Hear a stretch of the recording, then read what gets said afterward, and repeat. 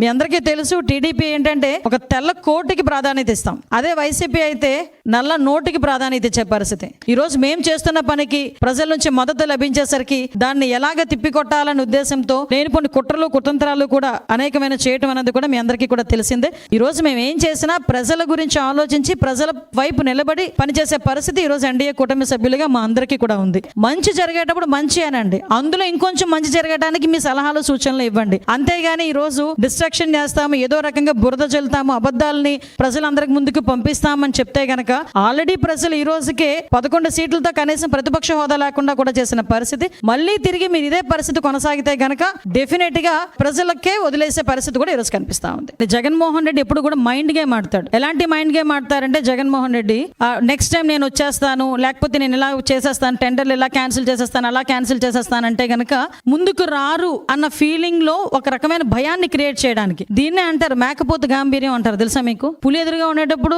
అలాగే ఉంటుందట మేక పరిస్థితి కూడా. సో ఈ మేకపోతు గాంభీర్యం అన్నది ఒకటి ఉంటుంది అనమాట. దాన్ని ప్రదర్శించి ఏదో రకంగా సస్టైన్ అవ్వాలి అనే ఉద్దేశంతో మాట్లాడే పరిస్థితి. నేను ఒకటే అంటున్నా, అసలు పగటి కళ్ళ కండం ఎక్కువైపోయింది జగన్మోహన్ రెడ్డి. గవర్నమెంట్ మన ప్రజలకు కూడా అర్థమయ్యే పరిస్థితి కనిపిస్తా ఉంది.